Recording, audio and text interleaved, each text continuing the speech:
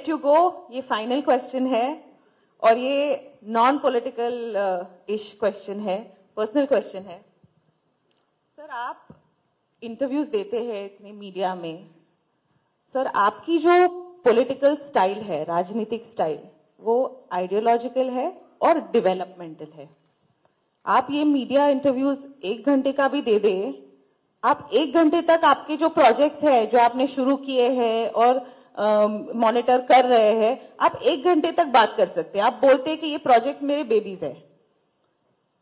फिर भी सर,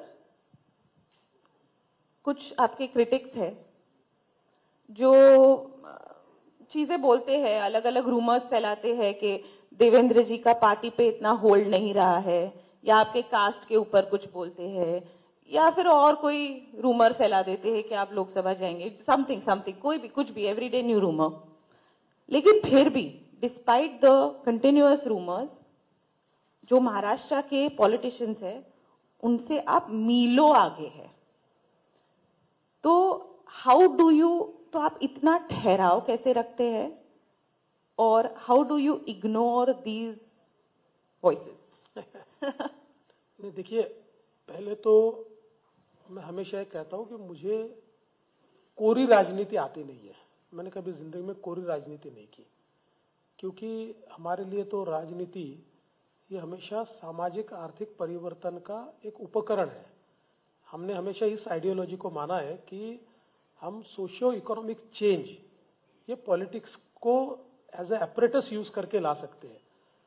इसलिए आपने हमेशा देखा होगा, मैं भाषण भी जब करता हूं तो 80% मेरा भाषण ये डेवलपमेंट के ऊपर, सोशियो इकोनॉमिक चेंज के ऊपर, हम क्या करने वाले हैं, हमने क्या किया, इसके ऊपर होता है।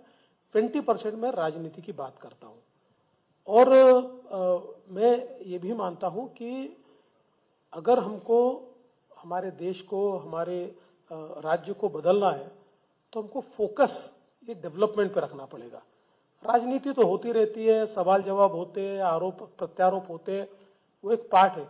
लेकिन अगर हम गवर्नेंस को छोड़कर केवल एक दूसरे के ऊपर आरोप करने में लग जाए, मतलब मैं कई बार सवाल पूछता हूं, अपने आप से भी पूछता हूं कि 25 सालों तक उद्धव जी ने, शिवसेना ने मुंबई पर राज किया और उसमें से मेजर कालखंड ऐसा है कि जिसमें मुंबई महानगर पालिका स्वयं उद्धव जी देखते थे।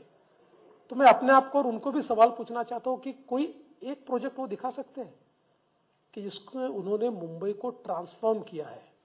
ऐसा एक प्रोजेक्ट नहीं कर पाए, एक भी नहीं बता देंगे।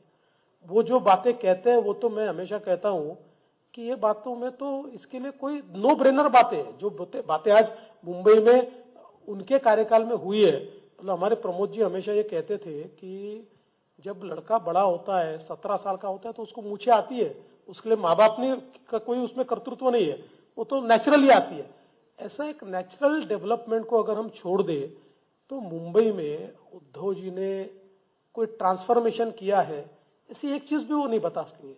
जबकि केवल 5 साल में मुख्यमंत्री था और भारतीय जनता पार्टी की सरकार थी, तो मैं ऐसी कई चीजें आपको दिखा सकता हूं। आप देख रहे हैं, ट्रांस हार्बर लिंक आपने देखी है, अभी कोस्टल रोड आपने देखा है, न्यू मुंबई का एयरपोर्ट हो रहा है, मुंबई में जो एसटीपीज है वो आप देख रहे हैं, धारावी का ट्रांसफॉर्मेशन अभी जो होने, ऐसे मैं सैकड़ों चीजें गिना सकता हूं। तो मुझे लगता है कि हमारा फोकस यही है। और जिस समय मैं राजनीति में आया तो उस समय एक मंत्र मुझे मिला और वो मंत्र है पेशेंस इज अ वर्च्यू। राजनीति में पेशेंस होना, इससे बड़ा गुण हो ही नहीं सकता। और मैंने प्रधानमंत्री जी से यह सीखा। प्रधानमंत्री जी जो कहते हैं कि मैं गाली प्रूफ हूं। देखिए, 2002 से 2013 तक, चाहे वो मीडिया रहे, चाहे वो अपोजिशन रहे, सुबह से लेकर शाम तक उस समय के मुख्यमंत्री नरेंद्र मोदी जी को गालियां देते थे। और ऐसी ऐसी गालियां दी है, ऐसे ऐसे शब्द उनके लिए इस्तेमाल हुए कि जिसका हम वर्णन भी नहीं कर सकते। लेकिन उनका पेशेंस देखिए कि ये 11 साल पलटकर एक जवाब भी उन्होंने नहीं दिया, एक जवाब भी। और इस सारी चर्चा को उन्होंने अपने डेवलपमेंट के एटीट्यूड से समाप्त कर दिया। उन्होंने मेनस्ट्रीम मीडिया का उपयोग किए बिना पूरे देश में ये इमेज तैयार करके दिखाई कि भारत को जिस नेतृत्व की आवश्यकता है वो नेतृत्व गुजरात के मुख्यमंत्री में दिखता है और उसको भारत में लाना चाहिए, ये उन्होंने करके दिखाया। तो मुझे लगता है कि ये जो पेशेंस उनमें है शायद उतना मुझ में नहीं होगा, लेकिन मैंने भी जीवन में यही सीखा है और इसलिए हमले होते हैं, लोग पत्थर फेंकते हैं, लोग गालियां देते हैं।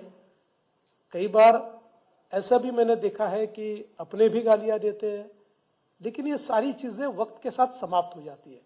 इसलिए हम लोगों ने बहुत पेशेंस रखने की आवश्यकता है, वो मैं रखता हूं। हालांकि अल्टीमेटली कोई हम लोग ऋषि मुनियों की श्रेणी में तो नहीं है, कोई वैराग्य तो हमने लिया नहीं है। कभी कभी you have to give back, मतलब हम लोग कभी कभी वापस देना पड़ता है, तो दे भी देते हैं। पर ओवरऑल मेरा जो स्वभाव है ये बहुत पेशेंट स्वभाव है। और देखिए, एक और मंत्र राजनीति का है, कभी कभी राजनीति में आपको जवाब देना भी पड़ता है, लेकिन जवाब देने का मौका कौन सा है ये आपको समझना चाहिए। Timing is everything. गलत मौके पर जवाब देंगे तो आपका जवाब सुना नहीं जाएगा। जब अपना मौका हो तो जवाब दे दो, दुनिया सुनेगी। Thank you sir, thank you for your time, thank you very much. Thank you so much. लग्न समारंभ असो असो वाढदिवसाची पार्टी व इतरही शुभ कार्यासाठी बुलढाणा शहरापासून अवघ्या 1 किलोमीटरच्या अंतरावर निवांत हॉलिडेज आपल्यासाठी सज्ज झाला आहे। 800 लोकांची बैठक व्यवस्था असलेला प्रशस्त हॉल आणि यामध्ये अत्याधुनिक अशी करण्यात आलेली रोषणाई निश्चितच मन मोहून टाकणारी आहे। 70 बाय 70चा हॉल आणि त्यासमोरच लागून असलेली 17 बाय 27 ची प्रशस्त अशी गॅलरी। प्रशस्त अशा इमारतीमध्ये 10 बाय 15 व 10 बाय 20च्या अशा AC लक्झरी रूम्स, निसर्गरम्य वातावरणात 2 ते 2.5 हजार लोकांसाठी पुरेल असा ग्रीन लॉन। अजिंठा रोडवरील निवांत हॉलिडेजला एक वेळ अवश्य भेट द्या। संपर्क संतोष पाटील 98 22 51 51 35 वर संपर्क करा।